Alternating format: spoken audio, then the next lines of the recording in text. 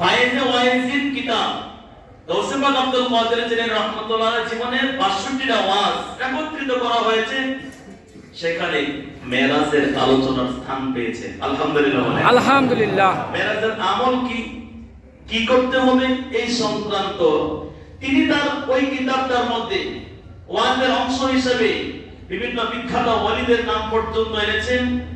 গৌসে পাক আব্দুল কাদের জিলানী রাহমাতুল্লাহ আলাইহি যখন পৃথিবীতে তাশরীফ পেয়েছেন, তার পূর্বে অনেক আগের একজন বলেছিলেন, যার নাম মনসুর হিল্লাস, অনেকে নামটা শুনেছেন, যাকে নিঃশেষ করে দেওয়া হয়েছিল, জেলে পড়ে ছারখার করে ছাই করে দেওয়া হয়েছিল, পানির মধ্যে তার ছাইগুলো ফেলে দেওয়া হয়েছিল, সেই পানির উপরে ছাই থেকে এসেছে আনাল হক। সুবহানাল্লাহ। আনাল হক মানে আমি হকের উপর প্রতিষ্ঠিত রয়েছি। বিদ্বেষীগণ তাকে নিঃশেষ করে দিল, সেখান থেকে আনাল হক শব্দ উচ্চারণ হয়, তাকে পোড়ানো হলো, সেখান থেকে আনাল হক উচ্চারিত হয়, ছাইগুলো পানিতে ফেলে দেওয়া হলো, সেখান থেকেও আনাল হক আমি হকের উপর প্রতিষ্ঠিত, এই ছাইগুলো পর্যন্ত থেকে এই শব্দটা উচ্চারণ হতে শুরু করলো। সুবহানাল্লাহ। এই মনসুর হিল্লাস রাহমাতুল্লাহ আলাইহি ওয়াকিয়া তিনি এই কিতাবটার মধ্যে ফায়েজ ওয়াইজিন কিতাবটার মধ্যে এনেছেন।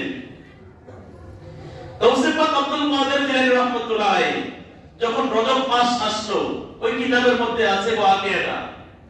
রজব মাসে তিনি একটা খানকার মধ্যে তিনি ওয়াজ করতেছেন, মজলিসে মানুষ এত ছিল না, অল্প মানুষ, কেমন অতি অল্প লোকজন মনে করতেছে এত ছোট মজলিস, গৌসে পাক এখানে আলোচনা করবেন। তিনি তাদেরকে লক্ষ্য করে বললেন, তোমরা মজলিসটাকে ছোট মনে করতে পারো, কিন্তু আজকের মজলিসটা অনেক গুরুত্বপূর্ণ। সুবহানাল্লাহ। গৌসে পাক আব্দুল কাদের জিলানী রাহমাতুল্লাহ আলাইহি ওই মজলিসটার মধ্যে কিছু কড়া কথা বললেন, মধুর কথা নয়, ইসলামের বিধিবিধানগুলো কঠোর রূপে ধারণ করে তিনি সেখানে কিছু কথা বললেন। সুদ ঘুষের পক্ষে আমরা নাই, আছি না নাই? সুদ ঘুষের পক্ষে আমরা নাই। এটা তো আমরা বলিষ্ঠ কণ্ঠে বলি, ঠিক না? ঠিক। কোরআন হাদিস যেখানে আমরা আছি, সেখানে বলিষ্ঠ কণ্ঠে এই কথাগুলো আমরা বলে থাকি। তদ্র ওই মজলিসে হুজুর সাইয়েদনা গৌসে পাক বলিষ্ঠ কণ্ঠে কিছু কথা বললেন। মজলিস শেষ হয় নাই, হঠাৎ করে একজন ভক্ত অনুসারী বললেন, হুজুর আজকে মজলিসটার মধ্যে মানুষ এমনি অনেক কম, কিন্তু আপনি অনেক কড়া কড়া কথা বলেছেন। আমাদের বিশ্বাস, আমাদের সন্দেহ হচ্ছে এই কড়া কথা বলার কারণে পরবর্তী মজলিসে হয়তো তারা উপস্থিত হবে না। হুজুর সাইয়েদনা গৌসে পাক আব্দুল কাদের জিলানী রাহমাতুল্লাহ আলাইহি বললেন, আজকের মজলিসটা ছোট, আমি অনেক কড়া কথা বলেছি, তোমরা বলতেছো কড়া কথা বলার কারণে পরবর্তী মজলিসের মধ্যে অনেকে উপস্থিত থাকবে না, যার প্রয়োজন সে পরবর্তী মজলিসে উপস্থিত থাকবে, আর যার প্রয়োজন নাই সে উপস্থিত থাকবে না। গৌসে পাক এই কথা বলে দিলেন। সুবহানাল্লাহ। যার দরকার আছে সে আসবে, যার দরকার নাই সে আসবে না। তবে আজকের মজলিসটা ছোট হতে পারে, কিন্তু মজলিসটা অনেক গুরুত্বপূর্ণ। এখানে অনেক শাহেনশাহগণ উপস্থিত, অর্থাৎ আল্লাহ পাকের অনেক বিখ্যাত বুজুর্গগণ ওয়ালিগণ। আজকের মজলিসে কম মানুষ হতে পারে, এই কম মানুষদের মধ্যে আল্লাহ পাকের নৈকট্যশীল অনেক বান্দা উপস্থিত আছে। সুবহানাল্লাহ। এই কথা বলার পরে বললেন, আমার ভক্ত অনুসারীরা, এখানে তোমরা অল্প কয়েকজন রয়েছে, মজলিসটা বললাম গুরুত্বপূর্ণ, জেনে রাখো এই মাসটার নাম রজব মাস। গৌসে পাক বলতেছেন কি মাস? রজব মাস। রজব মাসের কিছু আমল সম্পর্কে তোমাদেরকে বলবো। একটা ওয়াকিয়াকে স্মরণ করে, একটা ঘটনাকে স্মরণ করে, ওই ঘটনার সাথে সম্পৃক্ত ছিলেন মনসুর হিল্লাস রাহমাতুল্লাহ আলাইহি। সুবহানাল্লাহ। হুজুর সাইয়েদনা গৌসে পাক আব্দুল কাদের বলতেছেন, একদিন এক ব্যক্তি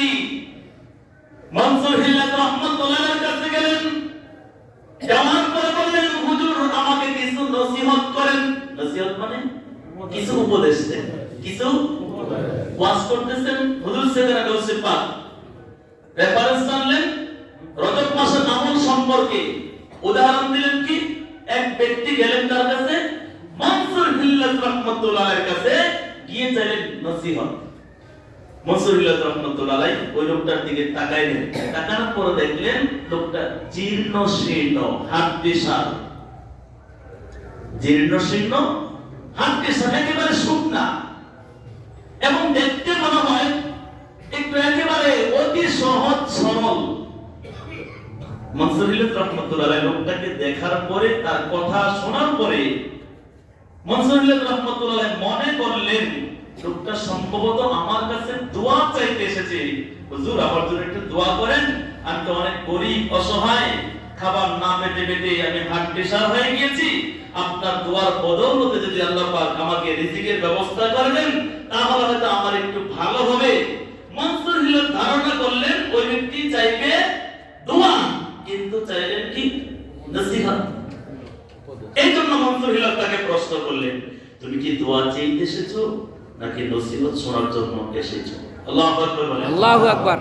তুমি কি নসিহত শুনবা নাকি দোয়া চাইতে এসেছো? সে চাইলে নসিহত। মনসুর হিল্লাত তাকে পাল্টা প্রশ্ন করার কারণ কি? সে তো জীর্ণ শীর্ণ, হাড্ডিসার এবং সহজ সরল। এমন সময় হাড্ডিসার সহজ সরল লোকটা বলতেছে, হুজুর আমার বাড়িতে আমার স্ত্রী রয়েছে, আমার কোনো সন্তান সন্ততি নাই। আমার স্ত্রী বলেছে আপনার কাছে নসিহত শোনার জন্য, গোটা জীবনটা ইবাদত বন্দেগীতে কাটাবে, এই জন্য নসিহত শোনার জন্য এসেছি। কিন্তু আপনি যেহেতু এখন বলতেছেন আমি দোয়া চাইবো নাকি নসিহত চাই, যেহেতু আপনি প্রস্তাব পেশ করেছেন, আমি পুনরায় বাড়িতে যাব, আমার স্ত্রীর কাছে গিয়ে পুনরায় বলবো মনসুর হিল্লাত রাহমাতুল্লাহ আলাইহির কাছে আমি যখন নসিহত চাইলাম তিনি আমাকে পাল্টা প্রশ্ন করেছেন আমি দোয়া চাই না নসিহত চাই। আমার স্ত্রী যদি বলে নসিহত চাওয়ার জন্য তাহলে এসে আমি আপনার কাছে নসিহত চাইবো। এত সহজ সরল মানুষ। ওই মনসুর হিল্লাত রাহমাতুল্লাহ আলাইহি বলেন, ঠিক আছে, যেহেতু তুমি তোমার স্ত্রীর কথা মতো চলো, তুমি সহজ সরল, যাও তুমি তোমার বাড়িতে যাও, তোমার স্ত্রীর কাছে পরামর্শ করে চলে আসো। বাড়িতে গেলেন, স্ত্রীকে বললেন তোমার কথা মতো তো আমি গিয়েছিলাম, কার কাছে যাব? কার কাছে? মনসুর হিল্লাতের কাছে। আমি গিয়ে বললাম হুজুর আমাকে একটু নসিহত করেন। তিনি আমার অবলম্বন দৃষ্টি দিলেন, দেওয়ার পরে বলতেছেন যে আমি কি তার কাছে নসিহত চাই না দোয়া চাই? আমি তখন বলেছি আমার স্ত্রীর পরামর্শ ছাড়া আমি কিছু জবাব দেব না, এজন্য তোমার কাছে এসেছি, বলো আমি এখন কি বলবো। তার স্ত্রী ছিলেন অত্যন্ত চালাক, মেধাবী, বিচক্ষণ। স্বামীকে বললেন যেহেতু তিনি নসিহতের কথা বলেছেন, দোয়ার কথা বলেছেন, আমাদের তো নিঃসন্তান সন্তান সন্ততি নাই, আমাদের পরিবারের মধ্যে কোনো ঝামেলা নাই, আমরা বাকিটা জীবন ইবাদত বন্দেগীর মধ্যে কাটাইবো, নসিহত চাইবা এবং দোয়াও চাইবা, দুইটা জিনিস কি আল্লাহর ওলির কাছে তোমরা চেয়ে আসো। সুবহানাল্লাহ। এই ওয়াজগুলো করতেছেন কে? হুজুর সাইয়েদনা গাউসে পাক ভক্ত মুরিদদেরকে মেরাজের মাসের করণীয় কি সম্পর্কে রেফারেন্স জানলেন, মনসুর হিল্লাত সম্পর্কে। স্ত্রীর কাছে যাওয়ার পরে স্ত্রী বললেন যাও, তাকে তার কাছে গিয়ে তুমি কি চাইবা? নসিহত চাইবা, দোয়াও চাইবা। স্বামী আবার স্ত্রীর কাছ থেকে ব্যাক করে আসলেন কোন জায়গায় যেন? মনসুর হিল্লাতের কাছে। আলহামদুলিল্লাহ বলেন। আলহামদুলিল্লাহ। ওই ব্যক্তি আসলেন মনসুর হিল্লাত রাহমাতুল্লাহ আলাইহির দরবারে। আসার পরে দেখলেন মনসুর হিল্লাত রাহমাতুল্লাহ আলাইহি নাই। কোথায় গিয়েছে? খাদেমকে প্রশ্ন করলেন। খাদেম জবাব দেয় তিনি সফরে গিয়েছেন। কোথায় গিয়েছেন সফরে? খাদেম বলেন জানি না। কোন দিকে গিয়েছেন? খাদেম বলতেছে এই মনসুর হিল্লাত রাহমাতুল্লাহ আলাইহি পূর্ব দিকে সফর করা শেষ, উত্তর দিকে সফর করা শেষ, দক্ষিণ দিকে সফর করা শেষ, এবার তিনি পশ্চিম দিকে সফরে গিয়েছেন। তোরে বলি আল্লাহু আকবার। কখন আসবেন? খাদেম বলতেছে জানি না। এবার তিনি নিরুপায় হয়ে পুনরায় স্ত্রীর কাছে চলে গেলেন। যাওয়ার পরে বলতেছেন হে আমার প্রিয়তমা স্ত্রী, তুমি যখন মনসুর হিল্লাত রাহমাতুল্লাহির কাছে গেলাম। যাওয়ার পরে তার মজলিসে, তার খানকার মধ্যে গিয়ে তাকে পাইলাম না। খাদেমকে প্রশ্ন করলাম কোথায় গিয়েছে, জবাব দিল সফরে। কবে আসবে খাদেম বলতে পারে না, কোন দিকে গিয়েছে সে জবাব দেয় উত্তর দক্ষিণ পূর্ব শেষ, এবার পশ্চিম দিকে তিনি সফরে গিয়েছেন। আল্লাহু আকবার। এবার তার স্ত্রী অনেক বিচক্ষণ ছিলেন, বলতেছেন হে আমার প্রাণের স্বামী, আমাদের সব শেষ হয়ে যাবে, আল্লাহ পাকের ওয়ালিদারা তারা সব দিকে সফর করে। আল্লাহু আকবার বলেন। আল্লাহ পাকের ওয়ালিদারা তারা সব দিকে সফর করে। সফরটা জাহান্নামের একটা অংশ, সফর করা অনেক কষ্ট। এই জন্য আল্লাহ পাক রব্বুল আলামিন কোন বান্দা যদি তার নিজ বাড়ি থেকে 48 মাইল দূরে যাওয়ার জন্য চিন্তা করে, 15 দিনের কম থাকার জন্য যখন মনস্থ করে, আল্লাহ পাক ওই বান্দা বান্দির জন্য 4 রাকাত ফরজ, 4 রাকাত বিশিষ্ট ফরজ নামাজগুলোকে কসর অর্থাৎ খাটো করে নামাজ আদায় করার বিধান দিয়েছেন। জোরে বলি সুবহানাল্লাহ। সফরে গেলে 4 রাকাত যোহরের ফরজ 2 রাকাত পড়বেন, আসরের 4 রাকাত ফরজ 2 রাকাত পড়বেন, এশার 4 রাকাত ফরজ 2 রাকাত পড়বেন। এটা আল্লাহ পাকের পক্ষ থেকে, কারণ বান্দা সফরে গিয়েছে, সফরটা অত্যন্ত কষ্টের। আল্লাহ পাকের ওয়াইদা স্ত্রী বলতেছেন আল্লাহর ওয়াইদা তারা চতুর্দিকে সফর করেন, যেহেতু উত্তর শেষ, দক্ষিণ শেষ, পূর্ব শেষ, যেহেতু এখন পশ্চিম দিকে চলে গিয়েছেন, এটাই হতে পারে তার জীবনের শেষ সফর। সুতরাং তুমি অতি দ্রুত বাড়ি থেকে বের হয়ে পশ্চিম দিকে যাও এবং তার সন্ধান পাও কিনা এটা তুমি খুঁজতে থাকো। জোরে বলি আল্লাহু আকবার। স্ত্রীর কথা মতো স্বামী চলে গেলেন কোথায়? মনসুর হিল্লাত রাহমাতুল্লাহিকে খুঁজে বের করার জন্য। কেন? দোয়া এবং নসিহত দুইটা করার জন্য। পশ্চিম দিকে গেলেন, অনেক দূরে গেলেন, অনেক খোঁজাখুঁজি করলেন, প্রশ্ন করলেন মনসুর হিল্লাতকে দেখেছেন? সে জবাব দেয় হ্যাঁ, তাকে এই রাস্তায় যেতে দেখেছি গত এত ঘন্টা পূর্বে। আরেকজনকে প্রশ্ন করে মনসুর হিল্লাতকে দেখেছেন কিনা, অমুক আকৃতির অমুক বেশের, বলতেছেন হ্যাঁ আমি এতক্ষণ পূর্বে ওই রাস্তায় দেখেছি তাকে যেতে। এইভাবে তাকে জিজ্ঞেস করে সবাই বলেন দেখেছিলাম এখন দেখছি না, দেখেছিলাম এখন দেখছি না। কেউ কেউ বলেন সবেমাত্র দেখলাম এখন তো দেখছি না। ওই সময় হঠাৎ করে 3 দিন অতিবাহিত হয়ে গেল খোঁজাখুঁজি করতে করতে। অবশেষে ওই ব্যক্তি একটা গাছের নিচে বসলেন। কোথায়? কিসের নিচে? গাছের নিচে। ক্লান্ত শ্রান্ত শরীর নিয়ে সহজ সরল মানুষ, জীর্ণ শীর্ণ, স্ত্রীর কথা মতো 3 দিন খোঁজাখুঁজির পরে না পেয়ে নিরুপায় হয়ে বসলেন। কোথায়? গাছের নিচে। গাছের নিচে বসে আল্লাহর কাছে আরজ করছেন, আল্লাহ তুমি তো জান্নাত থেকে আদম আলাইহিস সালামকে দুনিয়ায় পাঠিয়েছিলে, ঠিক কি না? ঠিক। হাওয়া আলাইহিস সালামকে জান্নাত থেকে দুনিয়ায় পাঠিয়েছিলে, দুজনকে একসাথে পাঠিয়েছিলেন? পৃথিবীর 2 প্রান্তে 2 জনকে পাঠিয়েছেন। অবশেষে ইয়া আল্লাহ তুমি আরাফার মাঠে পরিচিত হওয়ার আরাফা মানে কি? পরিচিত। আরাফা মানে চিনা, যেখানে চিনা যায়, জানা যায়, পরিচিত হওয়া যায়। আদম আলাইহিস সালাম এবং হাওয়া আলাইহিস সালামের দুজনের সাক্ষাৎ হয়েছিল আরাফার মাঠে। ইয়া আল্লাহ ওই ব্যক্তি বলতেছে ইয়া আল্লাহ তুমি 2 জনকে 2 প্রান্তে পাঠিয়ে 2 জনকে তো পরিচয় করে দিয়েছিলেন, মিলিত করে দিয়েছিলেন। ইয়া আল্লাহ আমি 3 দিন পর্যন্ত মনসুর হিল্লাত রাহমাতুল্লাহিকে খোঁজাখুঁজি করার পরে না পেয়ে ক্লান্ত শ্রান্ত হয়ে আমি গাছের নিচে বসলাম, তুমি আমাকে মনসুর হিল্লাতের সাক্ষাৎটা দিয়ে দাও। জোরে বলে আল্লাহু আকবার। এবার মনসুর হিল্লাত রাহমাতুল্লাহিকে আল্লাহ দরবারে চাইলেন, আল্লাহ তার সাক্ষাৎটা আমাকে করিয়ে দাও। এমন সময় মনসুর হিল্লাত রাহমাতুল্লাহির অন্তরের মধ্যে আল্লাহ পাক রব্বুল আলামিন ইলহাম করলেন, হে মনসুর হিল্লাত তুমি যার কাছে দোয়ার জন্য বলেছিলাম ওই ব্যক্তি স্ত্রীর কাছে গিয়েছিল, স্ত্রী বলেছে তোমার সাক্ষাৎ পেয়ে দোয়া এবং নসিহত পাওয়ার জন্য ওই ব্যক্তি অমুক গাছের নিচে অপেক্ষা করতেছে। মনসুর হিল্লাত রাহমাতুল্লাহি ঠিক ওই সময় একটা মজলিসের মধ্যে ওয়াজ করতেছিলেন, একটা মজলিসে নসিহত করতেছিলেন। ওই সময় আল্লাহ পাক তার অন্তর করেন, ইলহাম করলেন। ইলহাম হওয়ার সাথে সাথে তিনি চলে গেলেন ওই গাছের নিচে, এসে সাক্ষাৎ পাইলেন ওই ব্যক্তির সাথে, যে ব্যক্তি জীর্ণ শীর্ণ গরিব মানুষ, সহজ সরল মানুষ। ঠিক কিনা? মনসুর হিল্লাত রাহমাতুল্লাহ আলাইহি ওই ব্যক্তিকে সাক্ষাৎ করার পরে সালাম বিনিময় করলেন।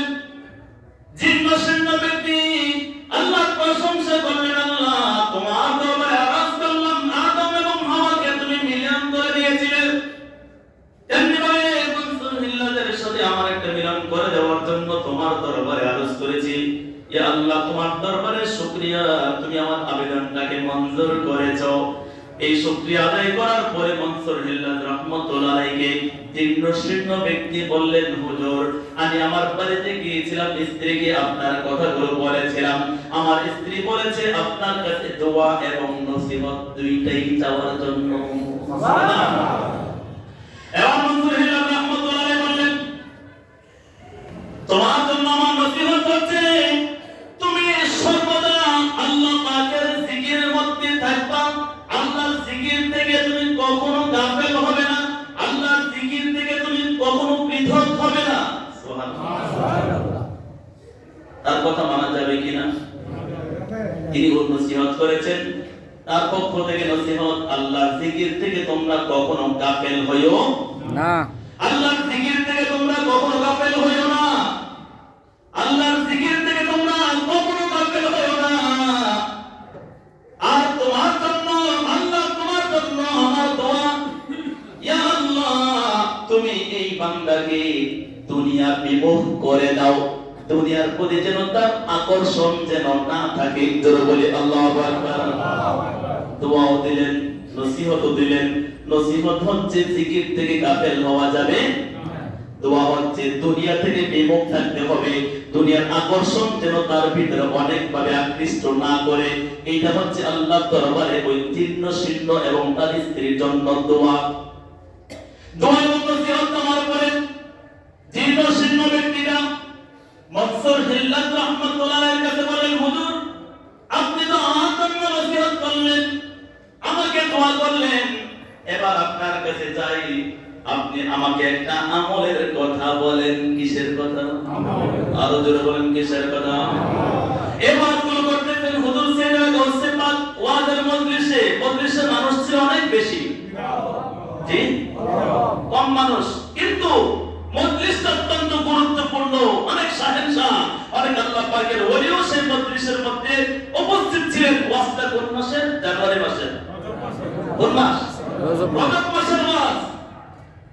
জীর্ণ শীর্ণ ব্যক্তি দোয়া চাইলেন, দোয়া পাইলেন, নসিহত চাইলেন, নসিহত পাইলেন, আবার আরেকটা বোনাস চাইলেন, কি আমাকে একটা আমলের কথা মনসুর হিল্লাত রাহমাতুল্লাহ আলাইহি ওই জীর্ণ শীর্ণ ব্যক্তিকে বললেন। এই রজব মাসে আল্লাহ হাবিব সাল্লাল্লাহু আলাইহি ওয়াসাল্লাম গিয়েছেন কোথায়? সবাই বলেন কোথায়? মিরাজে। মিরাজে গিয়েছেন আল্লাহর সাথে। এই বর্ণনা এসেছে ৭০,০০০ কালাম হয়েছে, আরেক বর্ণনা ৯০,০০০ কথা আমি বলেছি। মনসুর হিল্লাত বলতেছেন আল্লাহ পাকের সাথে, আমার দয়াল নবীর সাথে ৭০,০০০ কালাম হয়েছে। এর মধ্যে নামাজের কথা আছে, এর মধ্যে বিভিন্ন বিভীষিকার কথা আছে, বিভিন্ন আনন্দের কথা আছে, জান্নাতের সুসংবাদের কথা আছে, জাহান্নামের আযাবের কথা রয়েছে, মানুষের উপদেশমূলক কথা রয়েছে, উম্মতে মুহাম্মাদের জন্য নাজাতের কথাও রয়েছে। সমগ্র কথাগুলোর মধ্যে একটা কথা নবীজি আল্লাহর দরবারে আরজ করলেন, ইয়া আল্লাহ তোমার দরবারে আমার একটা আরজ, ইয়া আল্লাহ তুমি আজকে আমার সাথে অনেক কথা বলতেছো, তুমি আমাকে খাস একটা আমল সম্পর্কে বলো, যে আমলটা আমি একাই নবীজি করব। সুবহানাল্লাহ। আল্লাহর কাছে কি চাইলেন?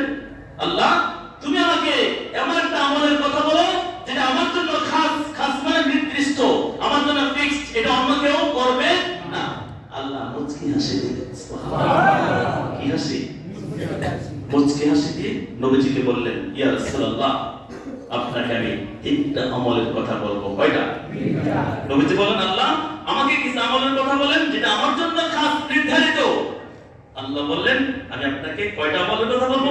তিনটা আমল। এক নাম্বার হচ্ছে আমি আল্লাহ, আপনি আমি নবীর প্রতি দুরূদ শরীফ পড়ি, আপনি নবীও আমার সুন্নাত হিসেবে দুরূদ শরীফ পড়েন। সুবহানাল্লাহ। হাসি আছে না নাই? কি হাসি? নাকি অট্ট হাসি? অট্ট হাসি কিন্তু জায়েজ নেই। আওয়াজ করে যে আমরা হাসি নেই, এটা কিন্তু জায়েজ নেই। নামাজের মধ্যে অট্ট হাসি দিলে জন্য নামাজই ছুটে যায়, ঠিক কি না? ঠিক। ওযু ভেঙে যায়, ঠিক কি না? আমাদের ভিতরে অট্ট হাসি দিলে ওযু এবং নামাজ দুইটাই ভেঙে যায়। আর নামাজ ছাড়া অট্ট হাসি দিলে ওযু ভাঙে না, এটা নিষেধ আছে না নাই? আল্লাহ পাক মুচকি হাসি দিয়ে প্রথম আমল দিলেন, ইয়া রাসূলুল্লাহ আমি দুরূদ পড়ি, আপনিও দুরূদ। দুই নম্বর আমল হচ্ছে যে আপনি মেরাজের রজনীতে এসেছেন, মাহে রজবে, এই রজব মাসের মধ্যে আপনি নবী বেশি বেশি রোজা পালন করবেন। তিন নম্বর আমল হচ্ছে ইয়া রাসূলুল্লাহ ইয়া হাবিবাল্লাহ এই মেরাজের রাত্রিতে আপনি এসেছেন, আপনার সাথে ৭০,০০০ মতান্তরে ৯০,০০০ কালাম হয়েছে, আপনি আমার কাছে আমলের কথা বললেন। ইয়া রাসূলুল্লাহ ইয়া হাবিবাল্লাহ নবী গো, আমি আপনাকে খাস করে তিনটা আমলের কথা বললাম, দুরূদ শরীফের কথা, রজব মাসের রোজার কথা। তিন নম্বর আমল হচ্ছে আপনি আল্লাহর রাস্তায় যত পরিমাণে পারেন দান করবেন। সুবহানাল্লাহ। মনসুর হিল্লাল রাহমাতুল্লাহ আলাইহির কাছে,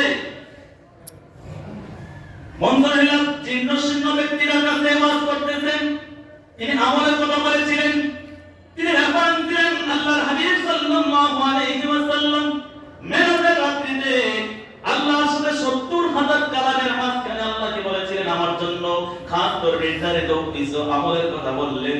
আল্লাহ বললেন আপনার জন্য খাস আমল হচ্ছে দুরূদ শরীফ পড়া, রজব মাসে রোজা রাখা, আমি আল্লাহর রাস্তায় দান করা। সুবহানাল্লাহ।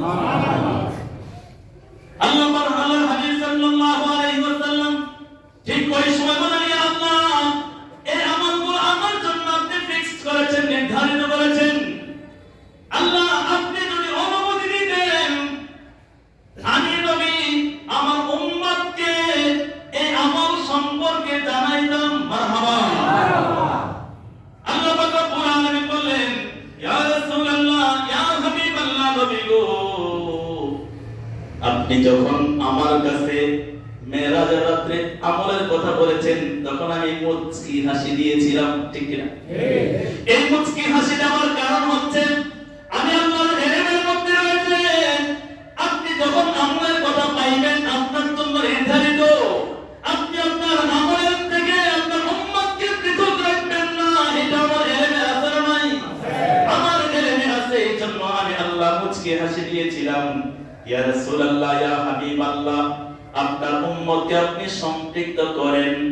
ইয়া রাসূলুল্লাহ ইয়া হাবিবাল্লাহ যেহেতু আপনি আপনার প্রত্যেক আমল থেকে আপনার উম্মতকে পৃথক রাখেন না, এই জন্য কিয়ামত পর্যন্ত আপনার যত গুনাহগার উম্মতের থাকবে তারা নামাজ পড়বে, রোজা রাখবে, তাসবিহ তাহলিল পাঠ করবে, সাবরে সারি করার সময় সর্বপ্রথম আপনি নবীর কদম মোবারকে সাবরে সারি পাঠাইবেন, ঠিক কি না? ঠিক কি না বলেন? আমরা সর্বপ্রথম সাবগুলো পাঠাই কোথায়? নবীর রওজা মোবারকে। বলে আল্লাহু আকবার। আল্লাহু আকবার। ইয়া রাসূলুল্লাহ যেহেতু আপনি আপনার উম্মতকে পৃথক করেন নাই, এইজন্য কিয়ামত পর্যন্ত আপনার গুনাহগার উম্মতগুলো যত ইবাদত বন্দেগী করবে এটার একটা প্রতিদান, এটার একটা অংশ সর্বপ্রথম আপনার দরবারে পাঠানোর পরে তারপরে তারা অন্যান্য ক্ষেত্রে পাঠাইবে। এই ওয়াজটা করলেন মনসুর হিল্লাল রাহমাতুল্লাহ আলাইহি, ওই ব্যক্তিকে নসিহত করে দিলেন, যাও তুমি এই ওয়াজ তুমি এই আমলগুলো করো, নবীজির প্রতি দুরূদ শরীফ পাঠ করো, রজব মাসে রোজা রাখো, বেশি বেশি আল্লাহর রাস্তায় দান করো। এই কথাটা রেফারেন্সটা টানলেন হুজুর সাইয়েদনা গাউসে পাক আব্দুল কাদের জিলানী রাহমাতুল্লাহ আলাইহি। মজলিসটা অনেক বড় ছিল, ছোট মজলিসের মধ্যে অনেক সাহেব সহ উপস্থিত ছিলেন। সেখানে তিনি বললেন, তিনি ওই লোকদেরকে অনুরোধ করলেন, যেহেতু রজব মাসের আমল হচ্ছে তোমরা এখন থেকে আল্লাহর রাস্তায় দান করবা, রজব মাসে রোজা রাখবা এবং তোমরা বেশি করে আখিরি নবীজির প্রতি দুরূদ শরীফ পাঠ করবা। জোরে বলে সুবহানাল্লাহ। করলে কি লাভ? প্রত্যেকটা মানুষের দুই কাঁধের মধ্যে ফেরেশতা চারজন, কয়জন? দুজন ফেরেশতা। আল্লাহ কোরআনে বলেছেন কি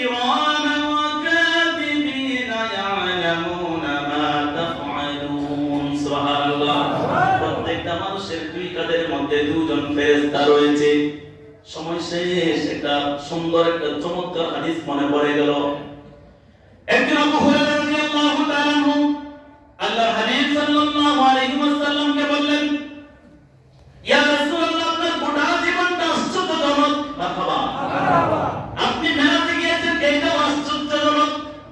মেরাজে যাওয়ার পরে আপনার এমন কোন ঘটনা আছে কিনা যে ঘটনাটা আপনি নবীজির কাছে আশ্চর্যজনক মনে হয়েছে?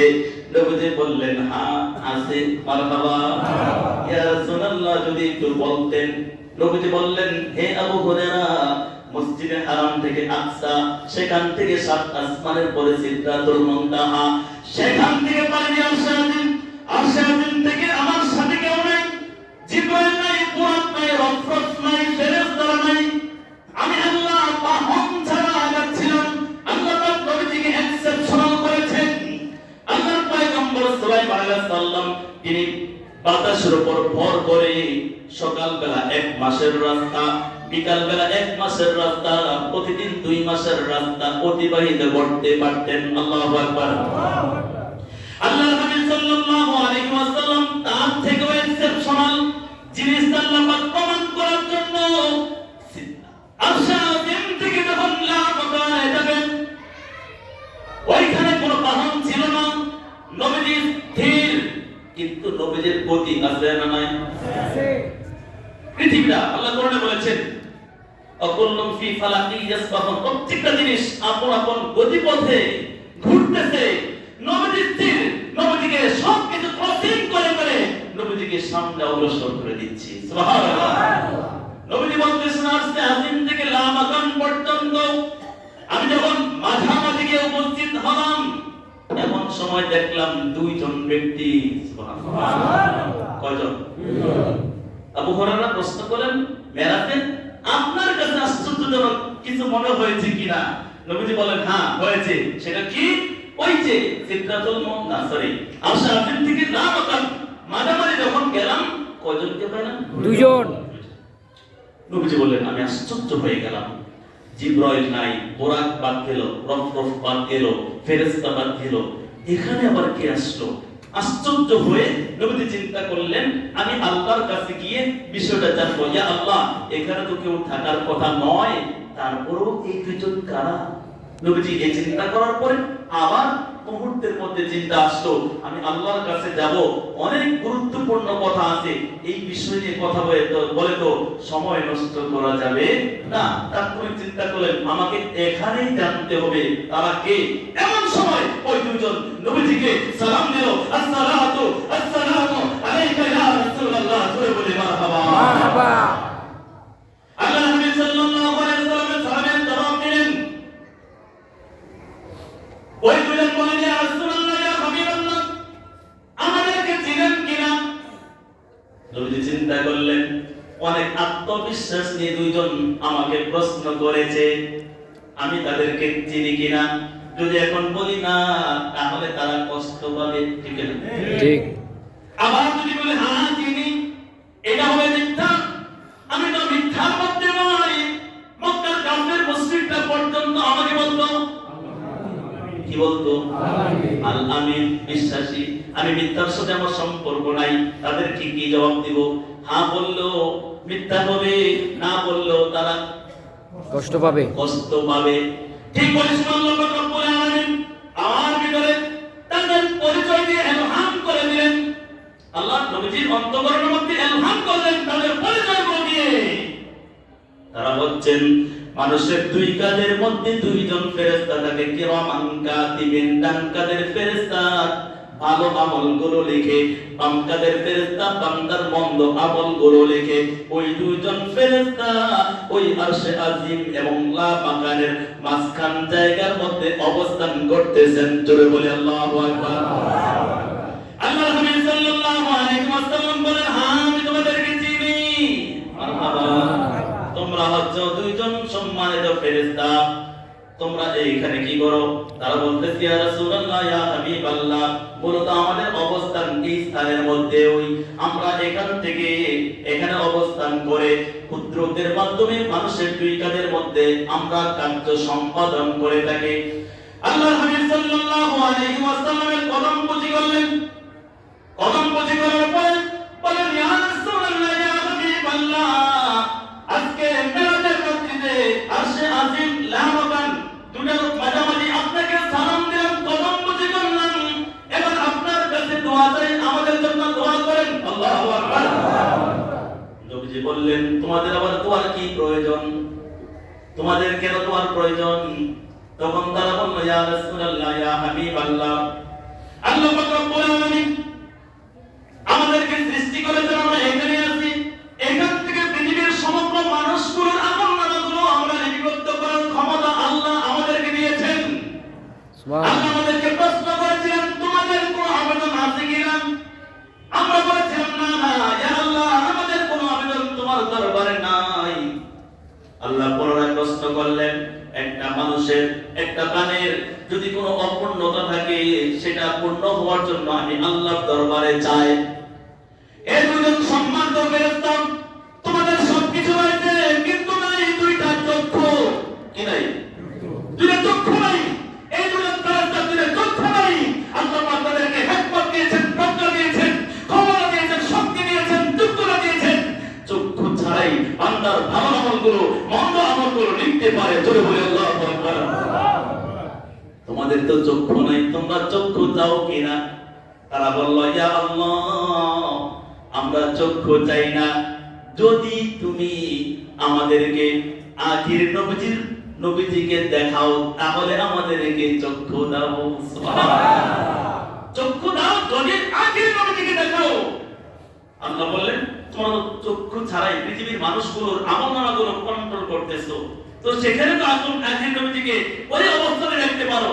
তারা বলতেছে, আল্লাহ না, যদি আমাদের এইখানে, আমাদের পাশে, আমাদের সামনে এনে দাও নবীজিকে, তাহলে আমাদেরকে চক্ষু দাও, অন্যথায় আমাদের চক্ষু লাগবে না।